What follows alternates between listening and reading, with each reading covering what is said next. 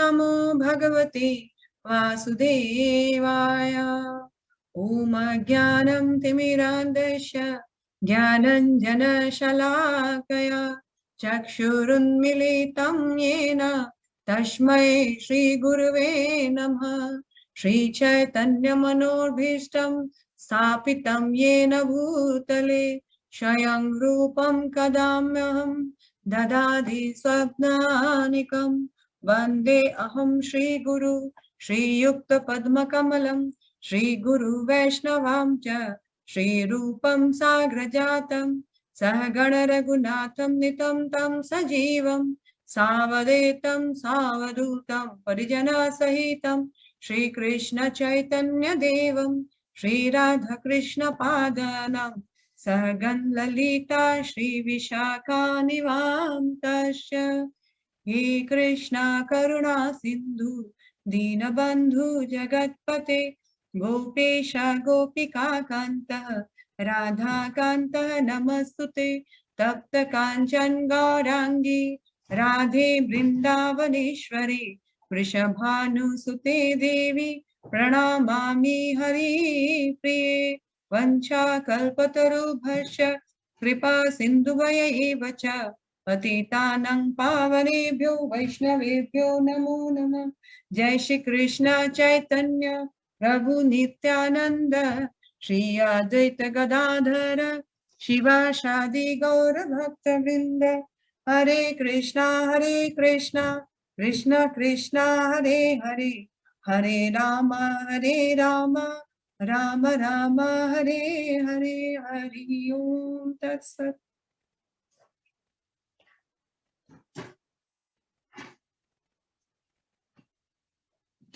हरे कृष्णा, आप सबका स्वागत है और बहुत बहुत धन्यवाद आप लोग जुड़ रहे हैं हमसे।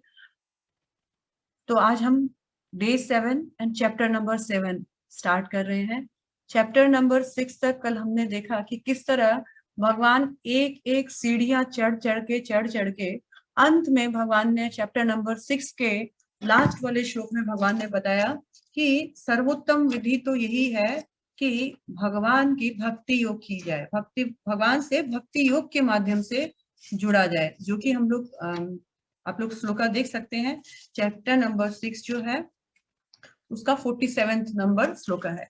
योगी नाम अपि सर्वेशाम, सभी योगियों में से, योगी नाम अपि सर्वेशाम मदगतेन अंतर आत्मना, जो अपने मन और अंतर आत्मा से मेरे परायण हो चुका है, मेरे विचारों में है। श्रद्धावान भजते यो माम, और जो मेरे को पूर्ण श्रद्धा पूर्ण फेथ के साथ मेरा भजन करता है, मेरी भक्ति करता है। यो मा स में युक्त तमो मता, मुझे मेरा ऐसा मत है, मेरा ऐसा मानना है कि वो मुझसे बहुत अंतरंग रूप से जुड़ा हुआ है, बहुत घनिष्ठ रूप से जुड़ा हुआ है, और वो बाकी सारे योगियों में सर्वोच्च योगी है। सर्वोच्च योगी मीन्स टॉप मोस्ट योगी है। तो हम देखते हैं कि किस तरह से भगवान ने यहाँ पर ये एस्टेब्लिश किया कि वह योगी जो भगवान के साथ डायरेक्ट भक्ति योग में जुड़ा हुआ है वो भगवान को अत्यंत प्रिय है और वो सर्वोच्च है भगवान के अनुसार। तो हम देखते हैं आज का प्रथम स्लाइड है। हमने देखा कि कल हमने भगवत गीता के प्रथम 6 अध्याय पूरे किए।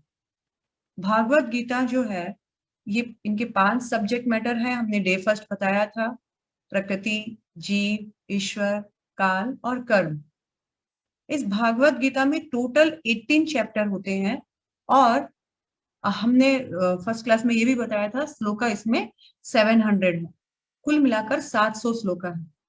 ये 18 अध्याय वाली भागवत गीता को 3 पार्ट में डिवाइड किया गया है, यानी 6 चैप्टर को 3 पार्ट में डिवाइड किया गया है। प्रथम 6, बीच के 6 और अंतिम 6।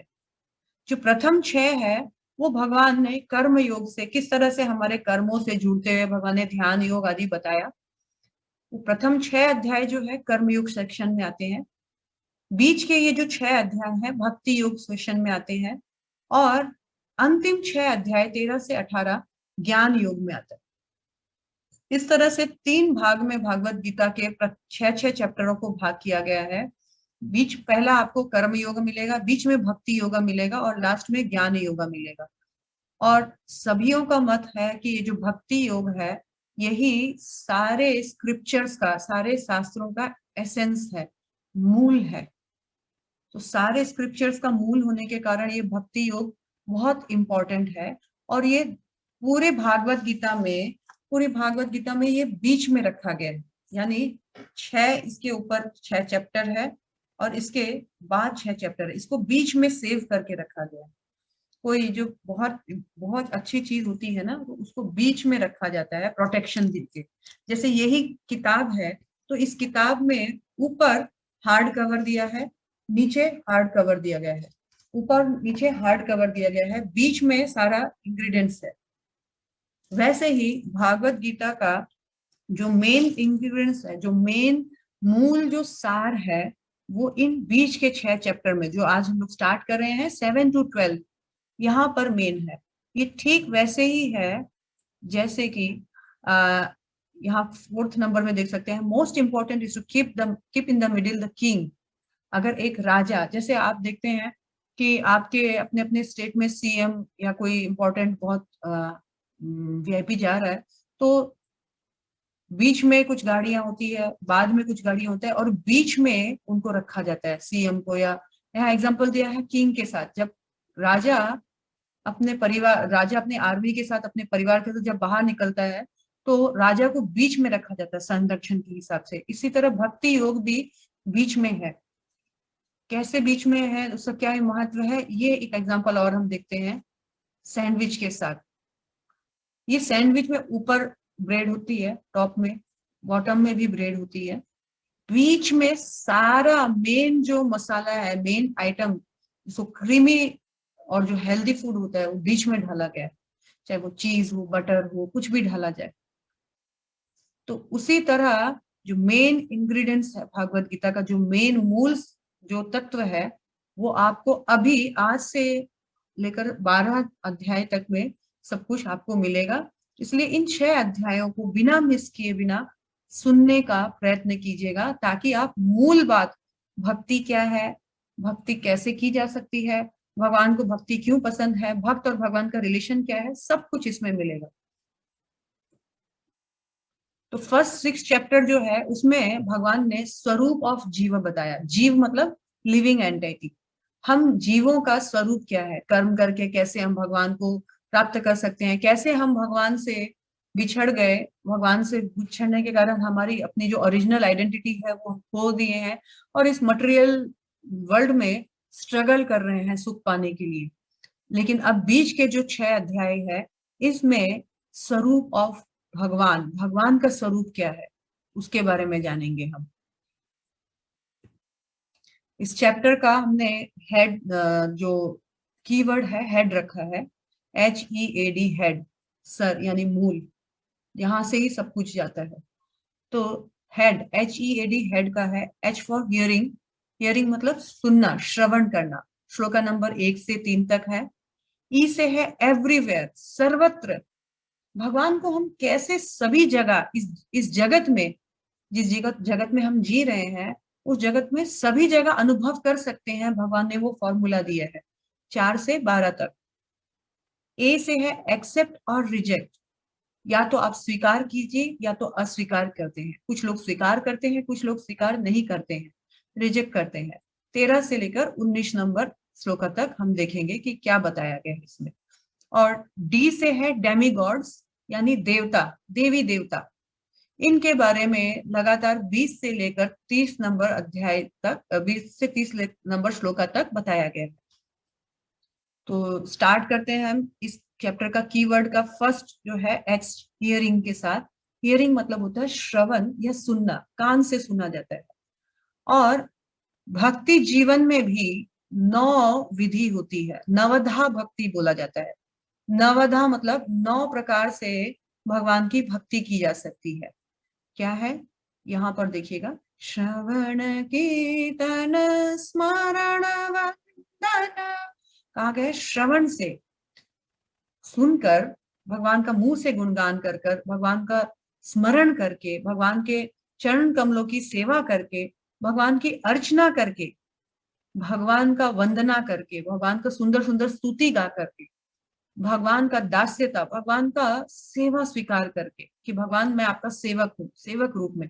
साख्यम, भगवान के सखा रूप में। और आत्मनिवेदन यानी सब कुछ भगवान पर, ये जो तन मन धन सब कुछ भगवान के लिए निछावर करना, ये आत्मनिवेदन होता है। इस तरह से नवधा भक्ति होती है। नवधा भक्ति में श्रवण जो है वो मेन होता है। श्रवण मीन्स हियरिंग, कान से सुनना। परीक्षित महाराज केवल श्रवण कर तीर गए। 7 दिन उन्होंने सुखदेव गोस्वामी के मुंह से भगवान के बारे में सुना और वो तर गए। कीर्तन, सुखदेव गोस्वामी सिर्फ 7 दिन तक बोले, भगवान के बारे में प्रवचन किया, ज्ञान दिया, उससे भगवान के धाम को पहुंचने के लिए वो एलिजिबल हो गए। स्मरण, प्रहलाद महाराज सभी समय जहां भी जाते, जहां भी देखते, भगवान का स्मरण हो जाता। एक खंबा देखा, हाँ है भगवान, हाँ है भगवान। पाद सेवन, साक्षात लक्ष्मी देवी जिसके पीछे हम भागते हैं, वो भगवान के चरणों में पड़ी रहती है। यानी भगवान के चरणों में सारा कुछ है। इसीलिए तो लक्ष्मी देवी इतनी वैभवशाली होकर भी उन चरणों की सेवा करती है।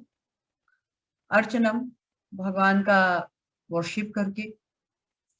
वंदनम, इस तरह से अब हम सारा एग्जाम्पल हम देख रहे हैं कि किस तरह नवदा भक्ति में एक पार्ट भी कर ले या 9 का 9 भी कर ले तो हम भगवान की भक्ति प्रारंभ कर देते हैं।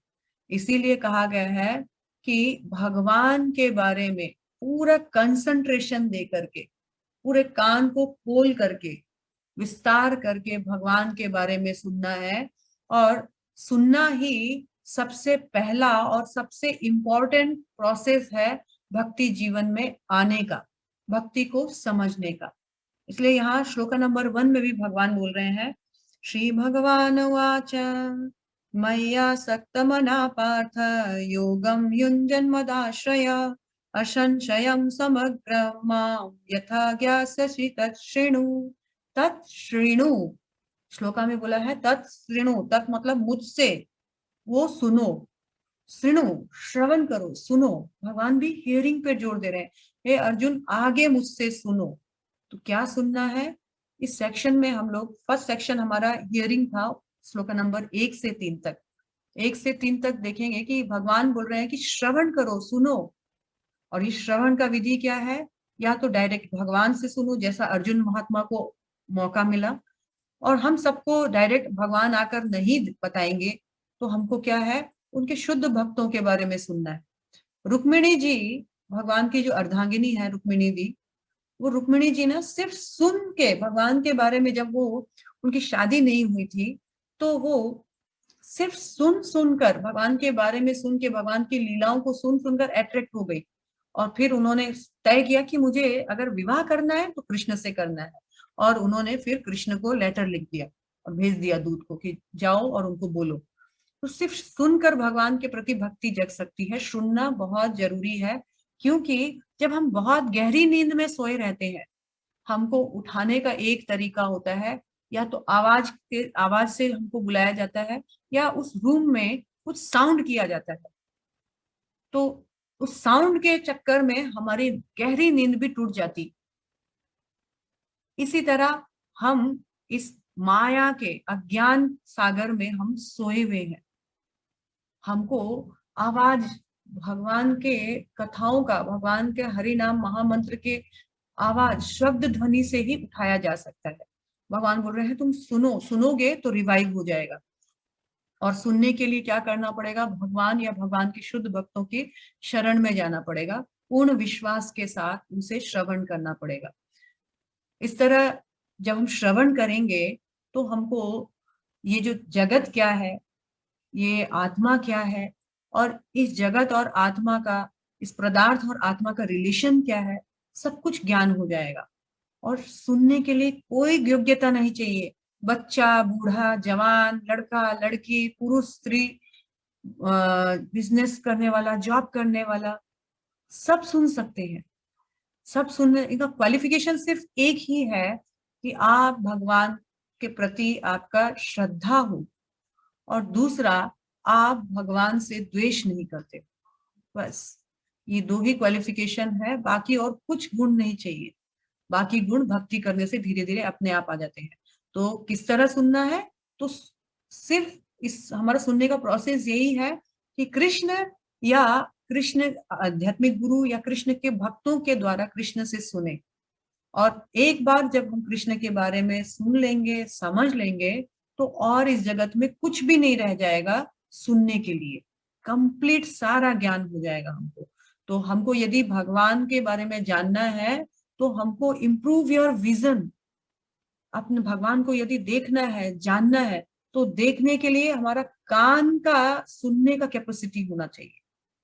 कान से भगवान को, भगवान के भक्तों को देखा जाता है, यानी कान से सुन करके हम भगवान का दर्शन करते हैं। तो hearing is the only way to see the unseen god. श्रवण एक बहुत बड़ी विधि है। श्रवण विधि से ही हम भगवान को, वो भगवान जो इस आंखों से नहीं, इस दूषित आंखों से नहीं दिखेंगे, उनको हम देख पाएंगे। और वो श्रवण अपने कानों से ही पॉसिबल है। श्रवण की दो विधि है, एक है आरोही क्रम और एक है अवरोही क्रम। आरोही क्रम मतलब नीचे से ऊपर जाना, और अवरोही क्रम मतलब होता है ऊपर से नीचे आना। तो जनरली क्या होता है, जो संसारिक बातें होती है वो हमेशा नीचे से ऊपर जाता है। मतलब लोग जो है यहाँ, जो भौतिक जगत में जो लोग हैं, सांसारिक लोग, वो कुछ बताते हैं, फिर उसका और हायर अथॉरिटी लोग उसका रिसर्च करता है, उसके बारे में जानकारी प्राप्त करता है, और उसके बाद में इस तरह से आगे ऊपर बढ़ती जाती है बातें। लेकिन भगवान के विषय में या आध्यात्मिक विषय में कोई भी बात हो, तो वो ऊपर से नीचे की ओर आती है, यानी परंपरागत। कृष्ण से ब्रह्मा, ब्रह्मा से नारद, नारद से अन्य ऋषिगण, इस तरह से सबके बाद एक के बाद एक नीचे सेफ हैंडली नीचे उतरती है। यानी भौतिक जगत की जो बातें, संसारिक लोग जो बातें हैं, वो सेल्फ रिसर्च पे डिपेंड करती है। लेकिन ये जो आध्यात्मिक ज्ञान है, इनका श्रवण हम ऊपर से नीचे, मतलब डिसेंडिंग ऑर्डर और असेंडिंग ऑर्डर दो होता है। हम लोग क्यों सांसारिक बातों, जो लोग हैं उनकी बातों को क्यों नहीं प्रमाणिक मानते हैं? क्यों हम लोग ये अवरोही क्रम, इसको हम लोग मानते हैं? क्यों डिसेंडिंग ऑर्डर मानते हैं, क्यों असेंडिंग ऑर्डर नहीं मानते हैं? क्योंकि डिसेंड मतलब कहाँ से आया है? डायरेक्ट भगवान से आया है। इसीलिए जब भगवान क्या है, भगवान तीनों गुणों से परे है। भगवान जो बोलेंगे वो ऑथेंटिक बोलेंगे। जिसने ये सृष्टि बनाई है वही इस सृष्टि का इन एंड आउट जानता है। लेकिन जब हम संसारी बातों, लोगों की बातों को सुनेंगे, उसमें थोड़ा प्रॉब्लम है। क्योंकि ये जो संसारी लोग हैं, आप या मैं या जो भी है, इनमें चार अवगुण पाए जाते हैं, चार डिफेक्ट्स होते हैं। बाय बॉर्न हम सब में है, बच्चे से लेके जवान से लेके बूढ़े तक सब में है। वो चार डिफेक्ट्स क्या है? Imperfect senses. हमारी सेंसेस जो है, आंख, नाक, कान, जीवा, त्वचा, ये पूर्ण नहीं है। आंख एक लिमिटेशन है देखने का। बियॉन्ड सम एक्सटेंशन उन लोग आंख जो है वो देख नहीं सकेगी।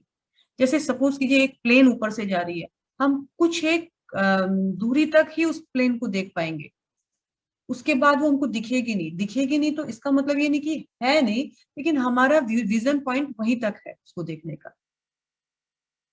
उसी तरह कान का भी एक सर्टेन लिमिटेशंस होता है। कान भी एक कुछ, उसका एक स्पीड होता है, कुछ मेगाहर्ट्ज होता है जहां तक वो सुन सकता है, या उसका कैपेसिटी होता है। अभी हमारे यहीं पर भी बहुत सारे बैक्टीरियाज घूम रहे हैं, लेकिन उनका साउंड हमको सुन नहीं रहा है क्योंकि वो बहुत कम है। और बहुत अधिक साउंड भी कभी कभी हमको सुनता नहीं है, क्योंकि जैसे अभी ब्रह्मांड है ना, तो सारे सौर मंडल में सब कुछ घूम रहा है, लेकिन बहुत तेज आवाज हो रही है, लेकिन हमको नहीं सुनाई दे रही है, क्योंकि कान का एक लिमिटेशन होता है। बिलो 20 मेगाहर्ट्ज और अबूव सम, मुझे इतना आइडिया नहीं है, सम मेगाहर्ट्ज जो है कान सुन नहीं सकते, एक लिमिटेशन है। ऐसे हमारे हर सेंस का लिमिटेशन है। और हमारी क्योंकि सेंसेस इम्परफेक्ट है, तो हमेशा हम भ्रमित रहते हैं। परफेक्ट नॉलेज किसी चीज का नहीं रहता। भ्रमित रहने के कारण क्या होता है, हम लोगों से गलतियां होनी स्वाभाविक है। मनुष्य गलती का पुतला है। टू एयर इज ह्यूमन, मतलब अगर आप ह्यूमन बीइंग है तो आपसे गलती होगा ही होगा। अब गलती जब होता है, तो लोग क्या करता है, उस गलती को छुपाने का कोशिश करता है। उसके अंदर हमेशा एक चीटिंग प्रोपेंसिटी रहती है, लिपापोती करने की। ये चार गुण जो है सभी जीवों में है, ऐसा नहीं है कि मुझ में ही है या आप में ही है, सब में है, बाय बॉर्न होता है ये। और इन चार अवगुणों से हम एब्सोल्यूट ट्रूथ यानी परम सत्य, परम भगवान को नहीं समझ सकते हैं। परम भगवान को समझने के लिए हमको जो इन चार डिफेक्ट से पूर्ण नहीं है उनसे समझना होगा। And only Krishna is the personality जो इन चार डिफेक्ट से अवगत नहीं है, चार डिफेक्ट से परे है।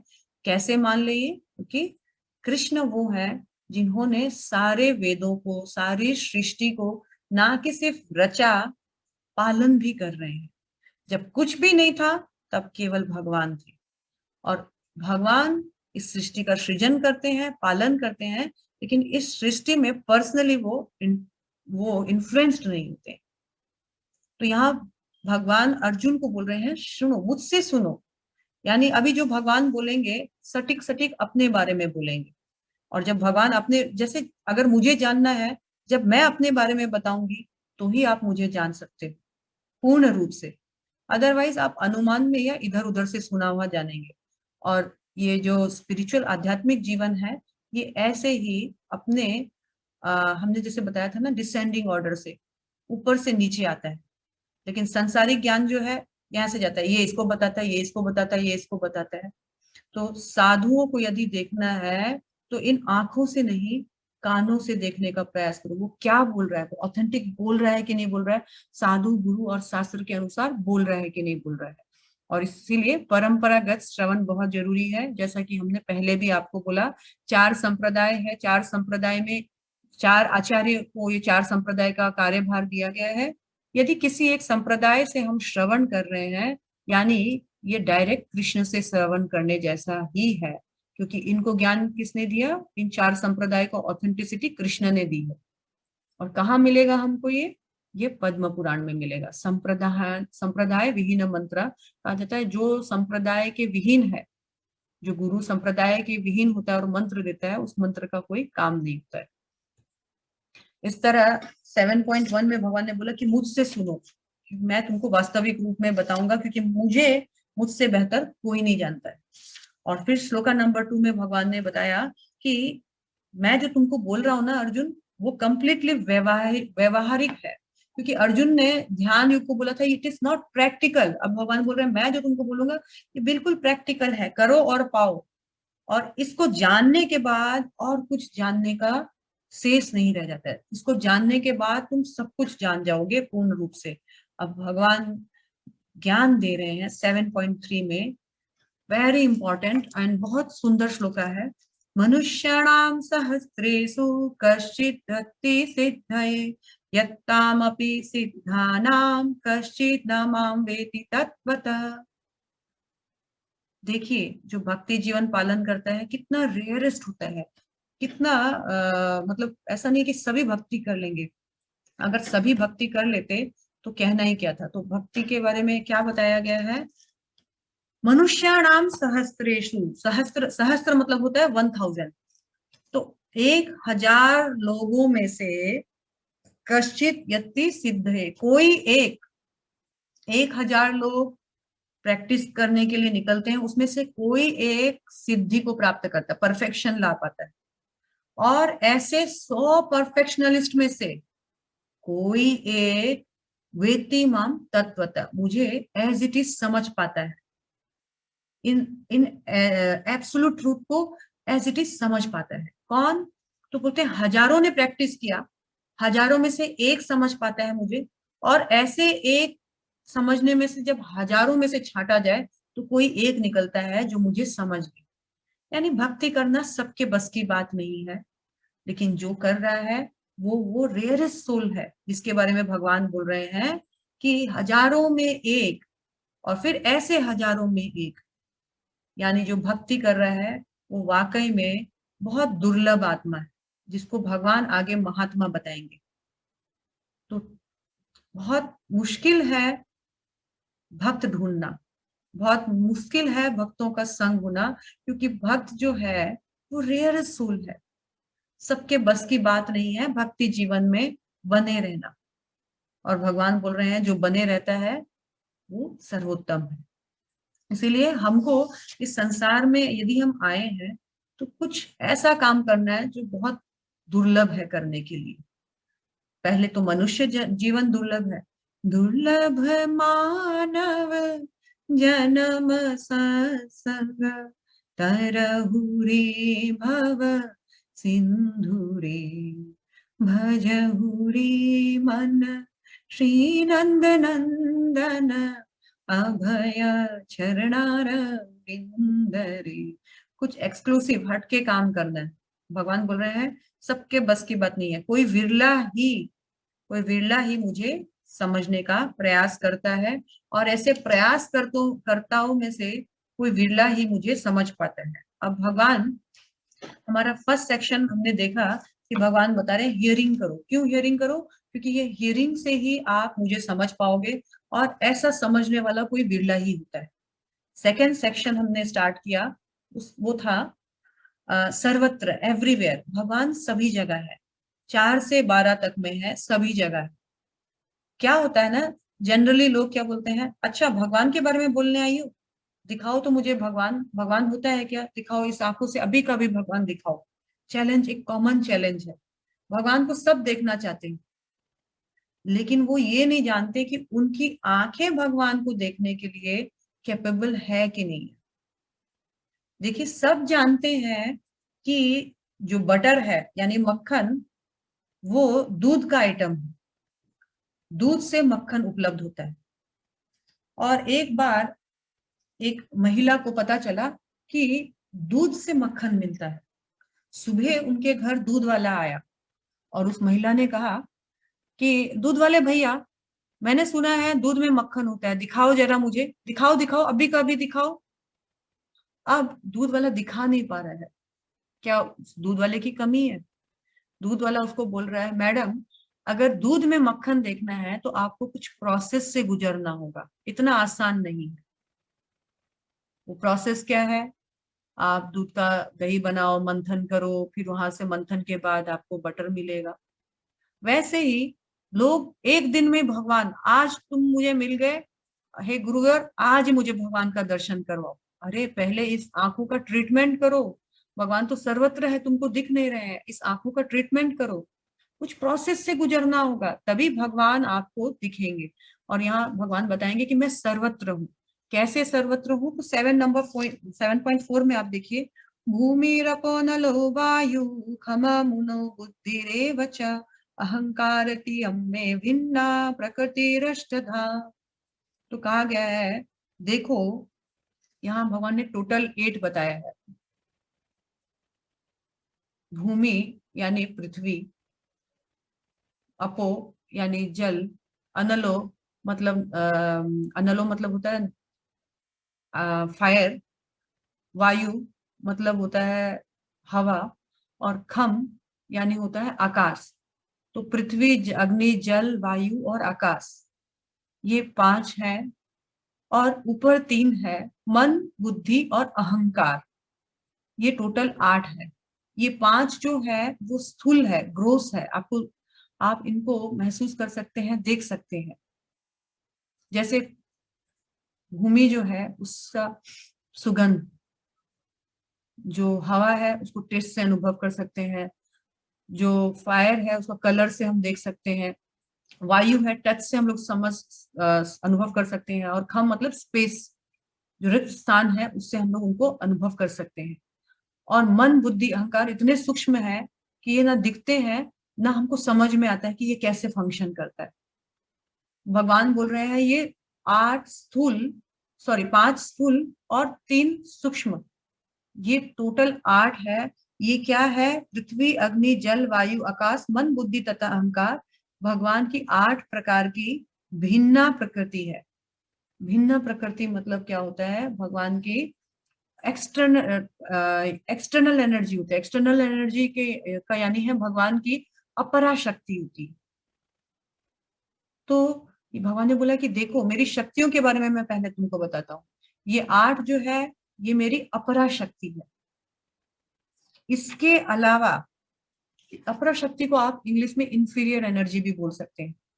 इसके अलावा भगवान बोल रहे हैं कि देखो मेरी एक और शक्ति है, 7.5 में बताएंगे। हे महाबाहु अर्जुन, इसके अतिरिक्त मेरी एक अन्य पराशक्ति है जो उन जीवों से युक्त है जो इस भौतिक अपरा प्रकृति के संसाधनों का विदोहन कर रही है। 5 भगवान की इंफीरियर एनर्जी है, अपरा शक्ति है।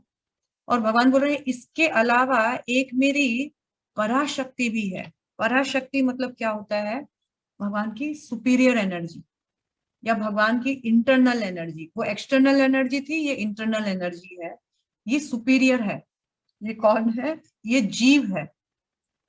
ये जीव जो है मेरी सुपीरियर एनर्जी है। और इनका काम क्या है? ये नित्य मेरी जो जो इंफीरियर एनर्जी है, पृथ्वी, अग्नि, जल, वायु, आकाश, मन, बुद्धि, अहंकार, इसको यूज करती रहती है। इसको यूज करके अपना भरण पोषण अपना चलाती रहती है, जीवनचर्या। तो भगवान ने यहाँ 2 प्रकार की शक्तियों के बारे में बोला, एक पराशक्ति, एक अपराशक्ति। पराशक्ति है ये जीव और अपराशक्ति है मटेरियल नेचर, पृथ्वी, अग्नि, जल, वायु, आकाश से बना हुआ है, और उसके साथ मन, बुद्धि, अहंकार। इस तरह material energy and external energy and internal energy के बारे में भगवान ने बताया। ये सारे जीव जो है भगवान के क्या है? एक्सटर्नल है, भगवान की पराशक्ति है। भगवान आगे बताते हैं 6 नंबर श्लोका में, सारे प्राणियों का उद्गम इन दोनों शक्तियों में से है। इस जगत में जो कुछ भी भौतिक तथा आध्यात्मिक है उनकी उत्पत्ति तथा प्रलय मुझसे जानो। इस संसार में जो भी है, चाहे वो पराशक्ति हो चाहे वो अपराशक्ति हो, सबका उत्पत्ति का कारण भगवान को ही जानना है। भगवान बोलते हैं मैं ही उनका मेन कारण हूं, उनकी उत्पत्ति का। सब कुछ भगवान से ही उत्पन्न होता है। कैसे उत्पन्न होता है हम ये भी जानेंगे। एक छोटा सा चार्ट और है, अगर क्लियर नहीं हुआ तो। भगवान की मेनली 2 शक्ति है, एक परा और एक है अपरा। परा यानी स्पिरिचुअल और अपरा माने मटेरियल। परा जो है सुपीरियर एनर्जी है और अपरा जो है इंफीरियर एनर्जी है। तो जीव जो है वो कौन सी एनर्जी में आ रहा है? सुपीरियर। और ये जो मटेरियल नेचर है ये इंफीरियर में आ रहा है। जिस जगत में हम जी रहे हैं वो भगवान की इंफीरियर शक्ति है और हम जीव एक्चुअली भगवान की सुपीरियर शक्ति है। लेकिन क्या हुआ, हम भगवान की सुपीरियर एनर्जी होने के बावजूद भी जैसे ही इस जगत के साथ कांटेक्ट में आए वैसे ही हम भी इंफीरियर हो गए। यद्यपि यहां से कांटेक्ट छुड़ाकर हम फिर सुपीरियर हो सकते हैं। ये कैसे संभव होता है? जैसे कि बारिश की बूंद इतनी शुद्ध होती है कि बरसात आती है ना, हम डायरेक्ट उसको पी सकते हैं, बीमार नहीं होंगे। लेकिन वही बारिश की बूंद जब मिट्टी के कांटेक्ट में आती है तो कीचड़ बन जाता है और वो पीने लायक तो क्या, उसमें कोई हाथ भी नहीं धोना चाहता है। वैसे ही ये जीव है तो शुद्ध, लेकिन वो जब भौतिक जगत में खो जाता है तो उसके चेतना अशुद्ध हो जाती है। और भक्ति जीवन से क्या होती है? भक्ति जीवन में इसी अशुद्ध चेतना को शुद्ध करके फिर से भगवान की सुपीरियर एनर्जी बना दिया जाता है। दैट्स ओनली, बस और कुछ नहीं है। हम शुद्ध थे, किसी कारण से हमें आवरण आ गया है, उस लेयर को हटा देना है, हम फिर शुद्ध हो जाएंगे। और वो लेयर हटाने के लिए भक्ति जीवन, भक्ति योग जो है बहुत इंपॉर्टेंट है। योग माया और महामाया 2 काम करती है। योग माया क्या काम करती है? योग माया हमको भगवान के साथ योग में, मतलब भगवान के साथ जोड़ने में मदद करती है। और महामाया देवी दुर्गा, उनका क्या काम है इस जगत में?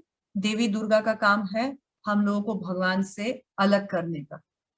कई लोग होते हैं भगवान से भागते हैं, तो महामाया जो है वो उनको हेल्प करती है। अच्छा भगवान से भाग रहे हो, मैं मदद करती हूँ। लेकिन कई लोगों का डिजायर होता है मैं भगवान को जानूं, कौन है भगवान, मृत्यु के बाद क्या होता है, मैं कौन हूँ, कहाँ से आई हूँ, फिर मैं कहाँ चली जाऊंगी। जब इस प्रकार के प्रश्न आते हैं तो योग माया काम करती है। अच्छा शी वांट्स टू या he wants to come to Krishna, I will help. तो वो क्या करती है? और क्लोजर लेके आती है। तो हमारे पास दो चॉइस है, या योग माया के अंडर रहे या महामाया के अंडर। महामाया के अंडर रहेंगे, महामाया इस संसार में घुमाती रहेगी। योग माया के अंडर रहेंगे, योग माया इस संसार से बाहर भगवान के पास ले जाने में हमको मदद करेगी। इसके बाद भगवान एक बहुत इंपॉर्टेंट श्लोका बोलते हैं, 7 नंबर श्लोका। मता परतरन्यन्यात् कृष्येत् अस्ति धनंजया मयि सर्वम इदं प्रोक्तम सूत्रे मणिगणा इव। हे धनंजय, मुझसे श्रेष्ठ कोई सत्य नहीं है। जिस प्रकार मोती धागे में गुथे रहते हैं उसी प्रकार सब कुछ मुझ पर आश्रित है। भगवान बोल रहे हैं कि देखो, एक्चुअली मुझसे श्रेष्ठ और कुछ भी नहीं है। जो मुझे जान लेता है वो सब कुछ जान लेता है। मैं कैसे फंक्शन करता हूँ इस संसार में, लोग मुझे एक्सटर्नली नहीं जान पाएंगे, लेकिन मैं कैसे फंक्शन करता हूँ इस संसार में, जैसे एक धागा मोती की माला बना करके मोती की माला को, मोतियों को सुंदर से एक साथ पिरोए रखता है, मेरा काम भी इस संसार में वैसा ही है। ये मोती की माला बहुत सुंदर दिख रही है ना? क्या हुआ इस मोती की माला को? सारा बिखर गया मोती। पहले क्या था और अब क्या हो गया? सेम माला। किसके कारण ये सुंदर लग रही है और किसके कारण ये बिखर गया? सिर्फ एक ही था, इंटरनल कारण, दिख ही नहीं रहा है, लेकिन वो सबको बांधे हुए, सबको सजाए हुए रखी है। वो क्या है? धागा। ये मोती का जो माला है, जिस प्रकार मोती की माला धागे में गुथी रहती है, इसी प्रकार ये सारा संसार मुझ पर आश्रित है। भगवान का काम है थ्रेड। भगवान अंदर से सब कुछ सिस्टमेटिक और सब कुछ बनाए और सजोए रखते हैं, मेंटेनेंस करके रखते हैं। भगवान बोलते हैं कि यदि मैं नहीं रहूं तो ये संसार बिखर जाएगा। मेरा काम ये है कि एक्सटर्नली मैं समझ में नहीं आता लोगों को कि मेरा फंक्शन क्या है, लेकिन इंटरनली सारा मेन फंक्शन जो है मेरा है। बाहर से सब कुछ आपको चकाचौंध दुनिया लगेगी, लेकिन इसको चकाचौंध कौन बना के रखा है उसको समझना बहुत जरूरी है। और भगवान अब बता रहे हैं कि मुझे इस जगत में आप कैसे अपने इर्द गिर्द हर वस्तुओं में आप महसूस कर सकते हो। और भगवान 8 नंबर श्लोका में बता रहे हैं, एक्चुअली यहाँ पर एक चीज और बोलने का है कि भगवान क्या है, भगवान का रोल क्या है इस संसार में। बहुत सारे लोग हम में से नहीं जानते हैं, और शायद एक दिन में और छोटे से समय में ये जानना पॉसिबल नहीं है, पर मैं अपनी क्षमता के अनुसार जितना बता सकती हूँ मैं बताती हूँ। जब कृष्ण को इस सृष्टि की रचना करने की इच्छा हुई, तो कृष्ण ने सबसे पहले और भी अन्य एक्सपेंशन किए, लेकिन मूलतः कृष्ण ने महाविष्णु के रूप में अपने को एक्सपेंड किया। आप लोगों ने बहुत बार तस्वीर देखी होगी कि सिर्फ विष्णु जो है ऐसे सोए रहते हैं क्षीर सागर में या अपने बहुत बड़े समुद्र में, सिर्फ वो सोए रहते हैं आंख बंद करके, उनका कोई काम नहीं होता है, जस्ट इज लाइंग डाउन। ये जो विष्णु है इनका नाम है महाविष्णु। ये सोए सोए क्या करते हैं? ये सोए से सोए ये चिंतन करते रहते हैं, और इनके जो बॉडी के जो पोर्स है, रोम छिद्र जिसको हम लोग बोलते हैं पोर्स, इन पोर्स से एक नहीं दो नहीं असंख्य ब्रह्मांड, ये देखिए असंख्य ब्रह्मांड निकलते रहते हैं, और फिर असंख्य ब्रह्मांड ही इनके बॉडी में आते रहते हैं, निकलते रहते हैं, घुसते रहते हैं। इनका काम है सिर्फ आंख बंद करके चिंतन करना, कुछ सोच रहे हैं ये। फिर ऐसा ब्रह्मांड तो निकल गए, इन ब्रह्मांड को मेंटेन करने के लिए स्वयं उस ब्रह्मांड में जाते हैं। और एक आप विष्णु की तस्वीर देखते हैं जो कि सोए रहते हैं, लक्ष्मी जी उनके चरण कमलों की सेवा करती है, उनके कमल नाल से एक कमल फूल उत्पन्न होता है जिसमें ब्रह्मा जी बैठे रहते हैं। वो सेकेंड एक्सपेंशन होता है इन विष्णु का। ये विष्णु क्या, इनका विष्णु का नाम क्या है? गर्भोदक्षाय विष्णु, क्योंकि ये सारे ब्रह्मांड के गर्भ में प्रवेश करते हैं मेंटेन करने के लिए, इसलिए ये गर्भोदक्षाय विष्णु।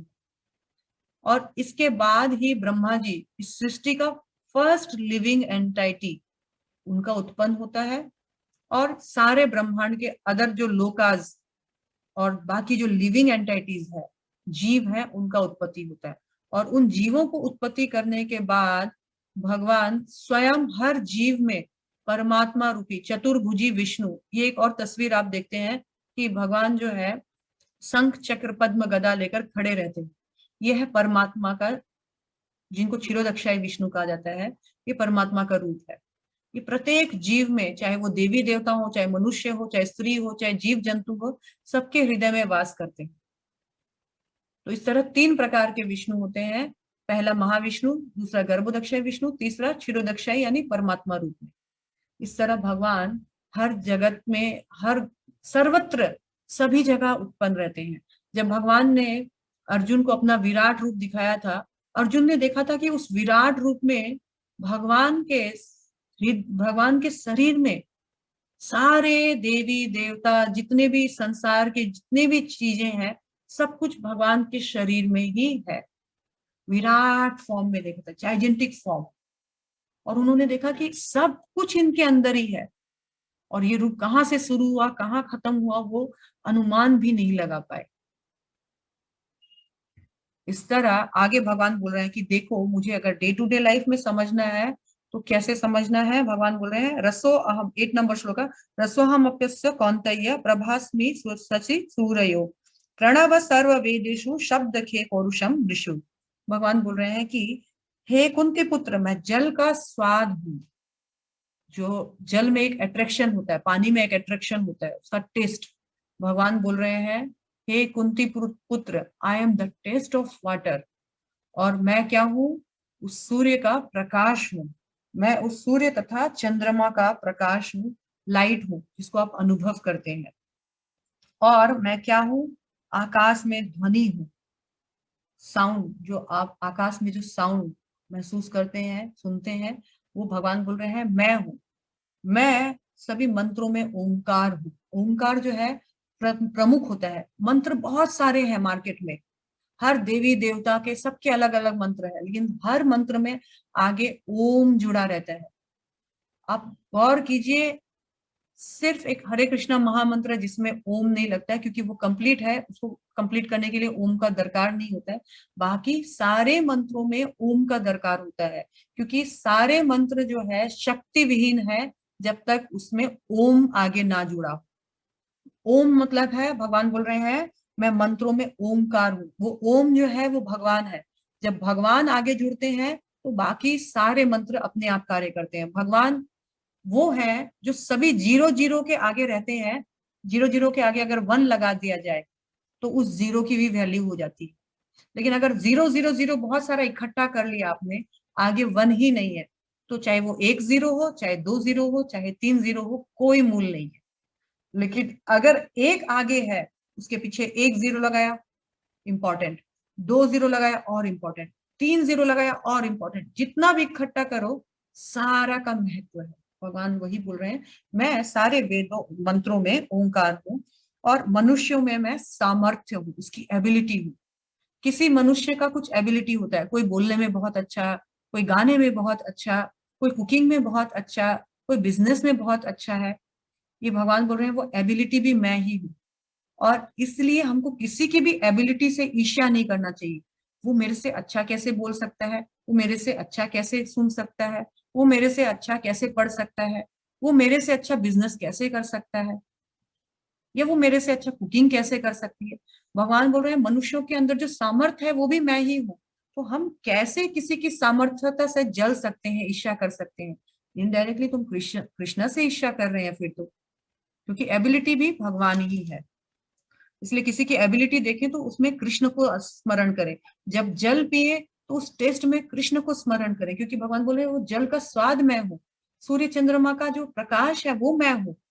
वेदों में जो ओंकार है वो मैं हूँ। तुम कैसे अपने सराउंडिंग, डे टू डे पानी पिए बिना हम रह नहीं सकते हैं, सूर्य चंद्रमा के बिना हम रह नहीं सकते हैं, कैसे हम कृष्ण को स्मरण नहीं कर सकते हैं? हमको आता नहीं है, इसलिए नहीं करते हैं। अगर भगवत गीता जानते तो आता। 9 नंबर श्लोका में है, मैं पृथ्वी की आग सुगंध हूँ। सुगंध है भगवान पृथ्वी की। पृथ्वी में अलग अलग वस्तु से अलग अलग सुगंध उत्पन्न होती है, और अलग अलग रंग उत्पन्न होते हैं, पृथ्वी के अंदर होती है। भगवान बोल रहे हैं, वो भी मैं हूँ, मेरे कारण होता है। और अग्नि की उष्मा हूं मैं। भगवान हीट है, फायर में जो हीट होता है वो है। भगवान जीवों का जीवन है, जो लाइफ एयर है वो भगवान है। और भगवान तपस्वियों का तप है, जो ऑस्टेरिटी है, जो पेनेंसेस है वो भी भगवान है। किसी का बल है वो बिना खाए बिना रह सके, किसी का बल है कि वो भगवान के लिए कठोर तपस्या कर सके। भगवान बोल रहे हैं वो तपस्या भी मैं ही हूँ। और आगे भगवान बोल रहे हैं, हे पृथा पुत्र जान लो कि मैं सभी जीवों का क्या हूँ, आदि बीज हूँ। आई am the seed giving father of all living entities. सब कुछ मुझसे उत्पन्न हुआ है, इनके कमल लाल से भगवान का उत्पत्ति हुआ है। सब कुछ ब्रह्मा जी आए और सब कुछ ब्रह्मा जी ने सब क्रिएशन किया। बुद्धिमानों की बुद्धि हूँ, समस्त तेजस्वी पुत्रों का तेज हूँ। भगवान बोल रहे हैं मैं बलवानों का कामनाओं तथा इच्छाओं से रहित बल हूँ। मैं काम हूँ जो धर्म के विरुद्ध नहीं हूँ। किसी के अंदर अगर बच्चा पैदा करने की शक्ति है, वो शक्ति भी भगवान की ही है। किसी में यदि बल है तो वो भी भगवान का है, पर बल का सदुपयोग करना चाहिए। बल का उपयोग प्रोटेक्शन के लिए होना चाहिए, बल का उपयोग शोषण के लिए नहीं होना चाहिए। सेक्स का उपयोग भगवान के लिए, कृष्ण भावनामृत संतान उत्पन्न के लिए होना चाहिए। सेक्स का उपयोग अपने मौज मस्ती के लिए नहीं होना चाहिए। इस तरह भगवान ने जब बताया, फिर आगे और भी भगवान कई बातें बताते हुए फिर आप लोग 13वें नंबर श्लोका में देखिए कि तीनों गुणों के द्वारा मोहग्रस्त ये सारा संसार मुझ गुणातीत तथा अविनाशी को नहीं जान पाता। ये संसार भगवान को क्यों नहीं जान पाता है? क्योंकि वो अलग अलग गुणों में बंधे हुए हैं। ये गुण मतलब क्या है? गुण मतलब एक प्रकार का बंधन है। कोई सतोगुण में बंधा हुआ है, कोई रजोगुण में बंधा हुआ है, कोई तमोगुण में बंधा हुआ है। इसलिए वो भगवान को एज इट इज समझ नहीं पाते हैं। अब इन गुणों से निकलने के लिए क्या उपाय है? तो भगवान बताते हैं, देवी हेषा गुणमयी मम माया दुरत्तया मामेव जे प्रपद्यन्ते माया मेतम तरन्ति ते। प्रकृति के 3 गुणों वाली इस मेरी देवी शक्ति को पार कर पाना कठिन है। देवी हेषा गुणमयी मम माया दुरत्तया। दुरत्तया means it's next to impossible, बहुत मुश्किल है। लेकिन भगवान बोल रहे हैं एक फॉर्मूला है, एक ऑप्शन, मामेव ये प्रपद्यन्ते। जो मेरे शरण में आ जाता है, जो मेरे शरण को ले लेता है, ग्रहण कर लेता है, मायाम एताम तरन्ति ते, वो इस माया रूपी भव सागर से आसानी से पार हो जाता है। भगवान 2 बातें बोल रहे हैं, देखो मेरी इस माया वाली संसार से निकल पाना नेक्स्ट टू इम्पॉसिबल है, कोई अपने बल पर नहीं निकल पाएगा।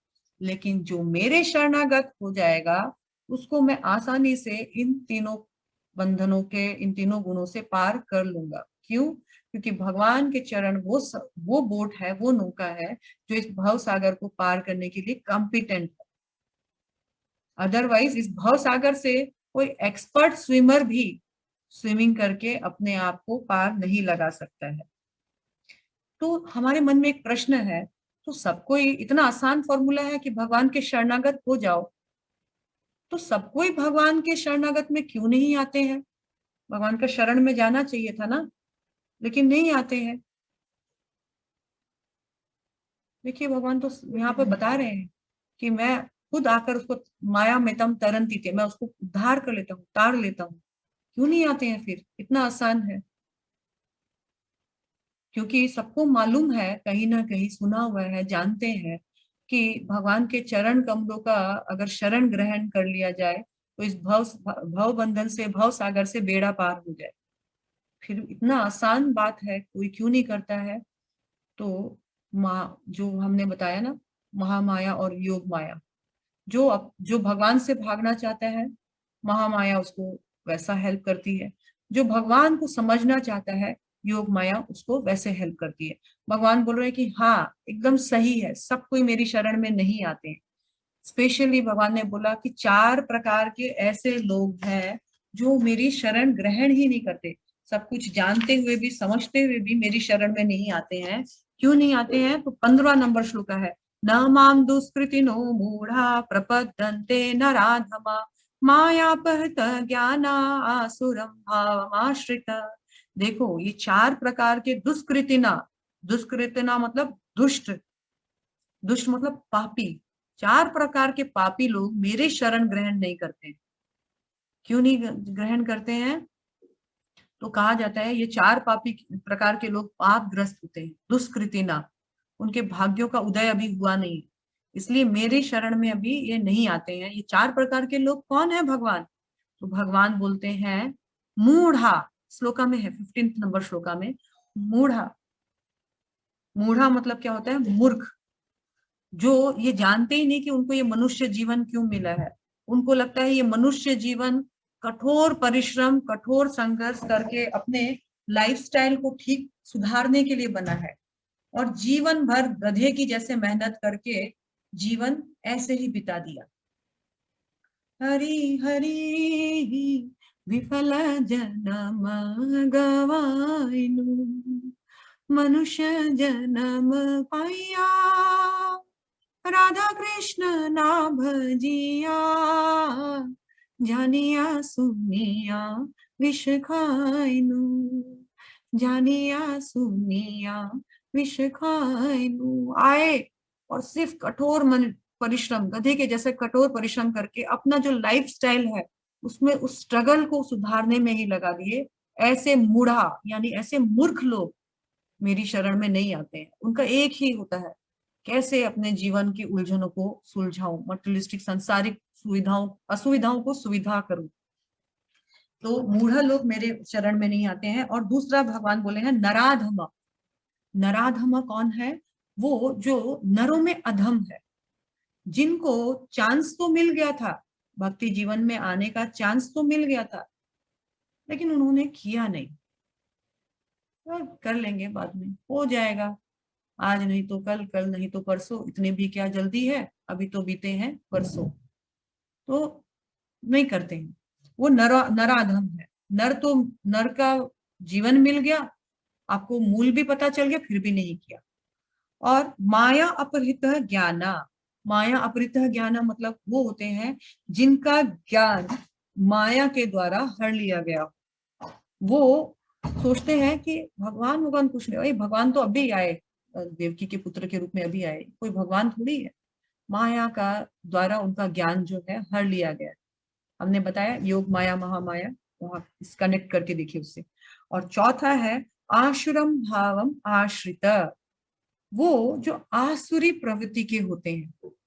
आसुरी प्रवृत्ति के मतलब जो दैत्य प्रवृत्ति के होते हैं, असुर प्रवृत्ति के होते हैं, वो भगवान से हमेशा द्वेष करते हैं। जो असुर लोग होते हैं ना, भगवान से हमेशा ईर्ष्या करते हैं, दुश्मनी करते हैं, द्वेष करते हैं। ये असुर प्रकृति के लोग भी मेरी शरण में नहीं आएंगे। चार प्रकार के लोग मेरी शरण में आएंगे नहीं। सब कुछ जानते हैं, बूझते हैं, फिर भी नहीं आते हैं, नहीं करते, कर ही नहीं सकते हैं। भगवान ने पहले भी बताया, बहुत कोई भाग्यशाली जीव होता है वही करता है, मनुष्याणाम सहस्त्रसा।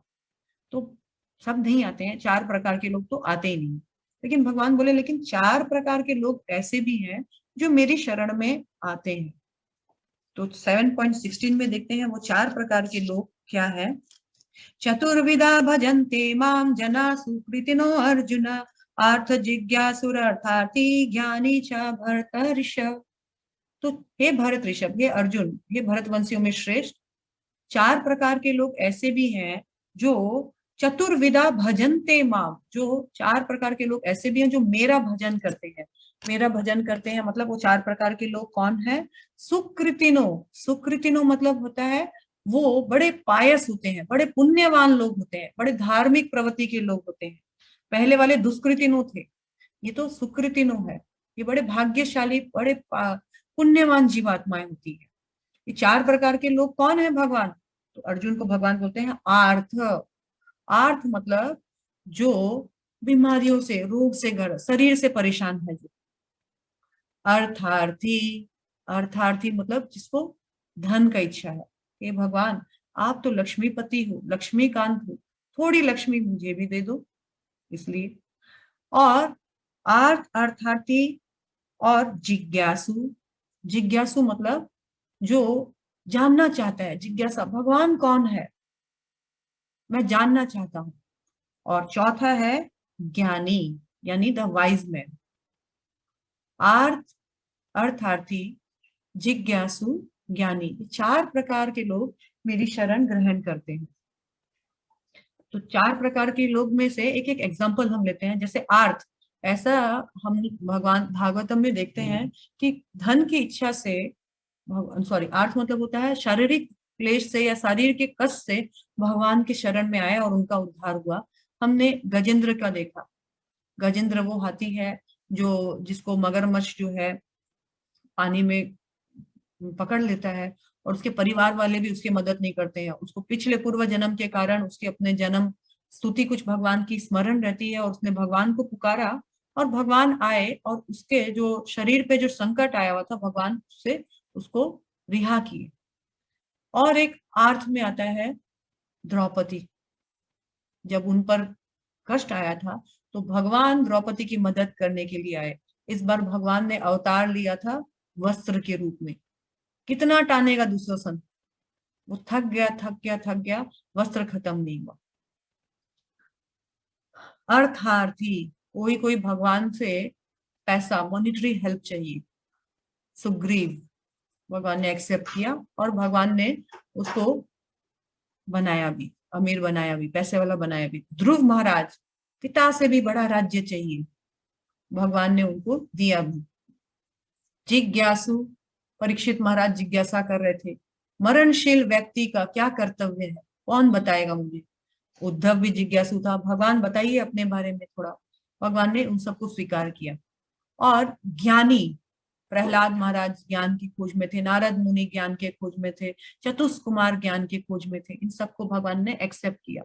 तो कहा गया है कि अब हमको कुछ चाहिए, काम सर्व काम वा मोक्ष काम उदारी त्रिवेण भक्ति योगेन यजति पुरुषम परम।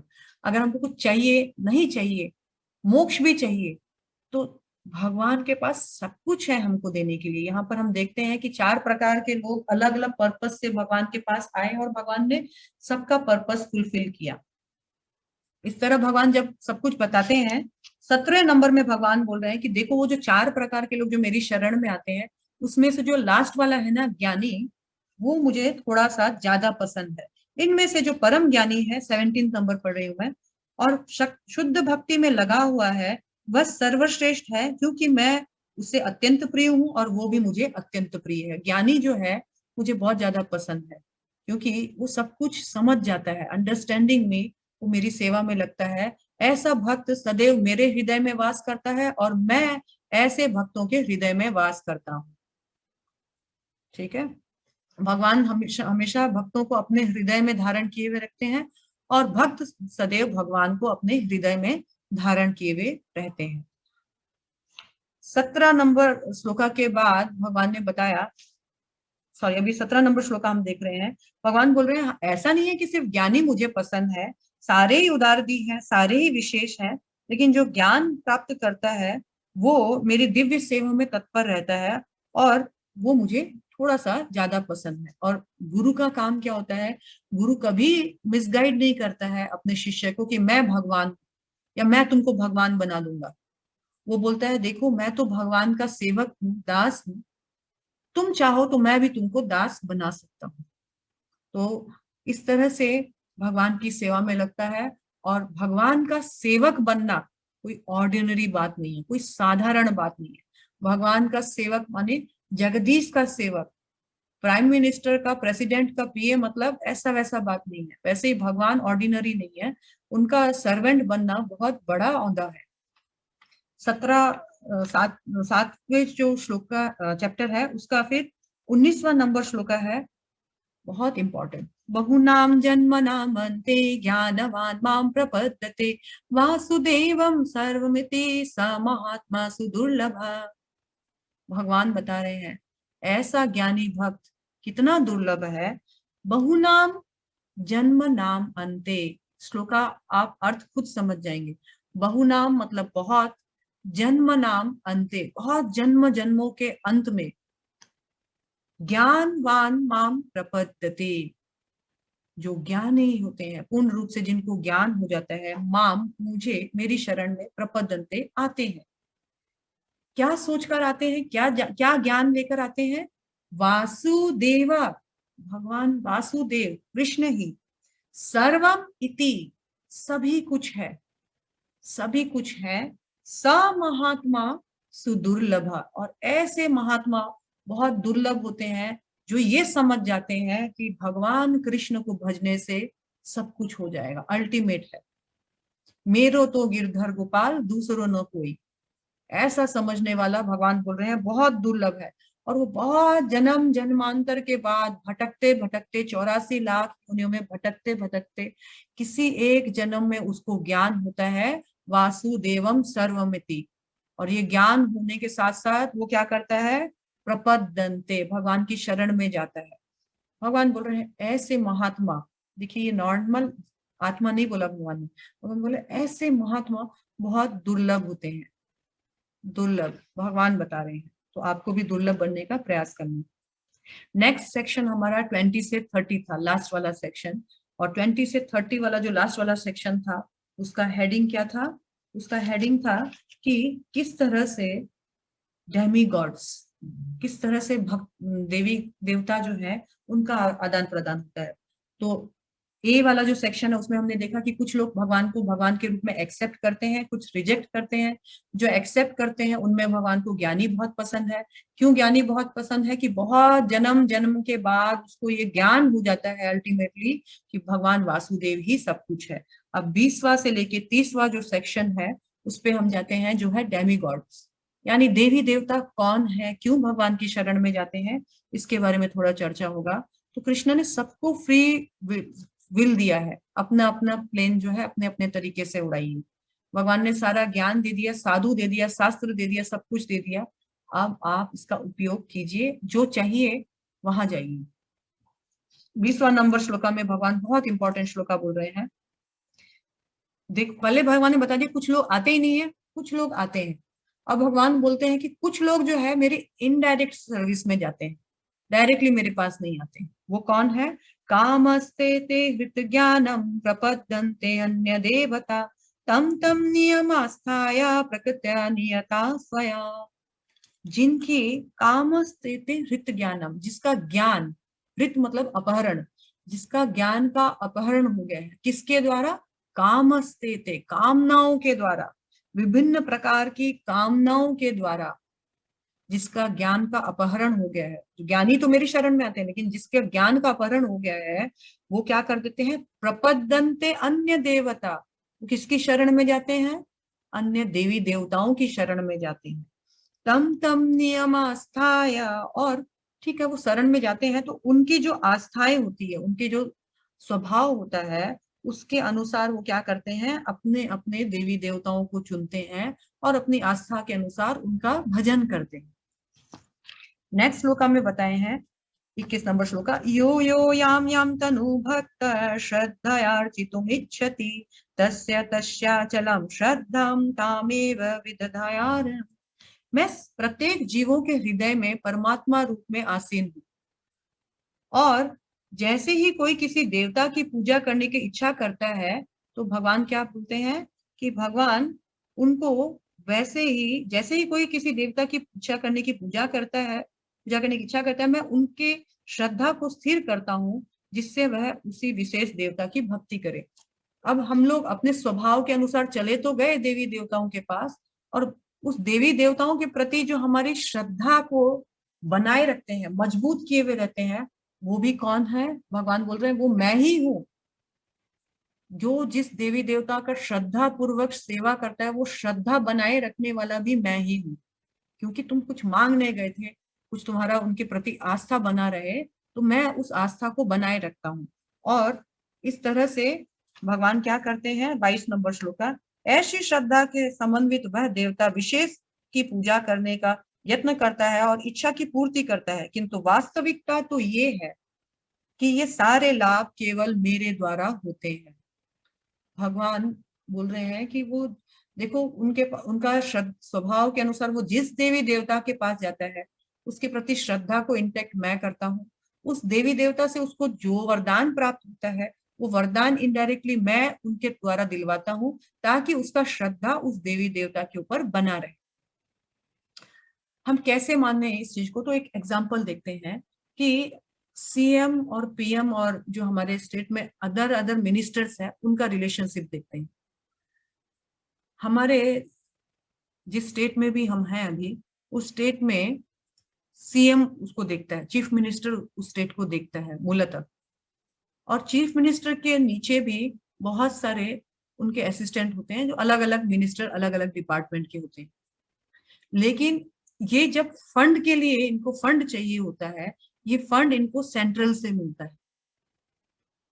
जब सेंट्रल गवर्नमेंट इनको फंड देती है तो ये उस फंड को अपने स्टेट में लगाते हैं और वो स्टेट में उनको डेवलपमेंट होता है। तो लोग, हम क्या करते हैं, हम सीएम पे डिपेंड हो जाते हैं और यही सब कुछ है, लेकिन वास्तव में सीएम को मिलता कहाँ से है? तो सेंट्रल से मिलता है। इसी तरह हम सिर्फ देवी देवताओं को इमीडिएट कोज जानते हैं कि इनसे मुझे पुत्र मिला, इनसे मुझे धन मिला, इससे मुझे विद्या मिली, इससे मुझे ये मिला, इससे मुझे वो मिला। लेकिन इनको वो सब कहाँ से मिलता है? तो भगवान से मिलता है। यही बात भगवान यहाँ पर बता रहे हैं। लेकिन भगवान बोल रहे हैं कि ठीक है, मैं उनको, उन देवी देवताओं को, उन्होंने देवी देवताओं से जो मांगा मैं उनको देता हूँ, लेकिन ये जो फल होते हैं ना अर्जुन, अंतवंत फलम तेषाम, मैं 23 नंबर पढ़ रही हूँ, अंतवंतो फलम तेषाम तद्भवति अल्पमेधसाम देवान देवयजो यान्ति मद्भक्ता यान्ति मामपि। देखो, अल्प बुद्धि वाले व्यक्ति जो है देवताओं की पूजा करते हैं, उनकी बुद्धि थोड़ा सा कम होती है, इसलिए मेरे पास आते हैं, क्योंकि बुद्धिमान व्यक्ति तो मेरी शरण ग्रहण कर ही रहा है और उन्हें प्राप्त होने वाले फल सीमित तथा क्षणिक होते हैं। देवताओं की पूजा करने वाले देवलोक को जाते हैं, किंतु मेरे भक्त अंततः मेरे परम धाम को प्राप्त करते हैं। यहाँ हम देखते हैं कि जो डेमी गॉड्स वर्शिप है, देवी देवताओं की जो पूजा करते हैं, वो क्यों पूजा करते हैं उनकी? क्योंकि उनके अंदर बहुत सारी, यहाँ पर हमने ना कामस्तेते हृत ज्ञाना, कामनाएं बहुत सारी होती है और लेस इंटेलिजेंट होते हैं, अल्प। अभी हमने देखा कि उनके पास बुद्धि भी लिमिटेड होती है। तो उन लोग देवी देवताओं की पूजा करते हैं ये सोच के कि इनसे जो भी मांगूंगा जल्दी जल्दी मिल जाएगा। ज्ञान की कमी होती है और इस कारण से मांगते हैं, तो जो रिजल्ट मिलता है, भगवान ने बोला वो मेरे द्वारा ही मिलता है। लेकिन वो क्या है, जो रिजल्ट मिलता है उसका रिजल्ट क्या है कि वो लिमिटेड समय, टेम्पररी होता है, लिमिटेड समय के लिए हम भोग कर सकते हैं और उसको भोग करने के बाद हम जो है देवताओं के लोगों को प्राप्त होते हैं। अंत समय में हम देवताओं के लोक में जाते हैं। तो कौन हमको रोकता है? कौन रोकता है हमको भक्त बनने में? डायरेक्ट भक्त, भगवान का भक्त क्यों नहीं बन जाए, डायरेक्ट देवी देवताओं का ही क्यों करें? कौन रोकता है? तो 3.27 में बताया गया है। 3.27 में क्या बताया गया है कि ईशं त्वन्तगतं पापं जनानां पुण्यकर्मणां ते द्वन्द्वमोहनिर्युक्ता भजते मां दृढ़व्रता। जिन मनुष्यों ने पूर्व जन्मों में तथा इस जन्म में पूर्व पुण्य कर्म किए हैं और जिनके पापों का पूर्णतया उच्छेदन हो चुका है, वे मोह के द्वंद्वों से मुक्त हो जाते हैं और संकल्प पूर्वक मेरी सेवा करते हैं। संकल्प पूर्वक मेरी सेवा करते हैं, यानी जिनके पाप का खात्मा हो गया है, जिनके पुण्यों का उदय हो गया है, ऐसे पुण्यवान, ऐसे दुर्लभ आत्मा ही भगवान का भजन करते हैं। नहीं तो वो कभी देवी देवताओं के पास जाते हैं, और या तो फिर 24 नंबर श्लोका में लिखा गया है कि कुछ इनके पास तो कम बुद्धि होती है कि देवताओं के पास जाते हैं, कुछ तो बिल्कुल ही बुद्धिहीन होते हैं जो कि मुझे निराकार समझ के मेरी निराकार रूप में उपासना करते हैं और वो सोचते हैं कि मैं निराकार। तो लोग इस तरह से भटकते रहते हैं और भटकने के कारण जो मेरी सेवा है और मेरे मेरे प्रति जो संकल्प पूर्वक सेवा है और संकल्प पूर्वक भक्ति है, इससे वंचित हो जाते हैं। टेम्पररी वर्ल्ड में, टेम्पररी जगत में, टेम्पररी चीजों को इकट्ठा करने में परमानेंट वर्ल्ड और परमानेंट चीजों को इकट्ठा करना ही भूल जाते। और फिर 29 नंबर श्लोका में भगवान बता रहे हैं,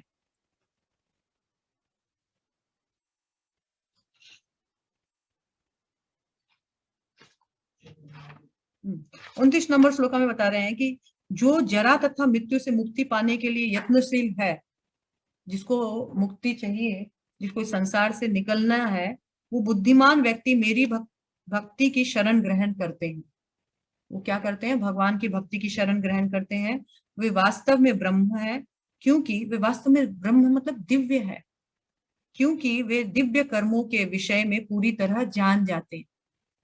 और जानकर क्या करते हैं, तो जान करके वो करते हैं जो मुझ परमेश्वर को पूर्ण चेतना में रहकर मुझे इस जगत का, समस्त देवी देवताओं का तथा समस्त यज्ञों का नियामक जानता है, वो अपने मृत्यु के समय मुझ भगवान को जान और समझ सकता है। यानी मृत्यु के समय मुझ भगवान को जानकर, समझकर, स्मरण करके मेरे धाम को वो आ सकता है। तो भगवान ने कहा कि जो बुद्धिमान व्यक्ति है वो इसी जीवन में अत्यंत प्रयास के साथ मेरा भक्ति पूर्वक सेवा में लग जाता है और जीवन के अंत में मुझे स्मरण करते हुए मुझे प्राप्त करता है। वो ये जान जाता है कि श्लोक नंबर 30 जो लास्ट श्लोक है, वो ये जान जाता है कि मैं यानी भगवान इस जगत में जितने भी देवी देवता हैं उनका, और इस जगत में जितने भी एक्टिविटीज होता है उन सब का कंट्रोलर हूँ। और इस तरह मेरी शरण में आ जाता है और फिर वापस कभी लौटकर इस दुखालयम जीवन में प्रवेश नहीं करता है। यहाँ पर भगवान इस मोड़ पर आ गए कि भगवान बोल रहे हैं कि जीवन के अंत में मुझे स्मरण करता है। इसी मोड़ से कल का चैप्टर स्टार्ट होगा कि जीवन के अंत में मुझे कैसे स्मरण किया जा सकता है भला। तो कल वाले चैप्टर में हम देखेंगे कि कैसे मृत्यु के समय भगवान को स्मरण किया जाए, वो 8 कल भगवान बताएंगे। तो आप सबसे विनती है कि आप लोग कल वाला चैप्टर जो है आर्ट ऑफ डाइंग, कैसे मृत्यु के समय हमको मरने की कला क्या है, मरना तो सबको है लेकिन एक कला के साथ मरना है, कैसे ये चीज पॉसिबल है वो कल देखेंगे।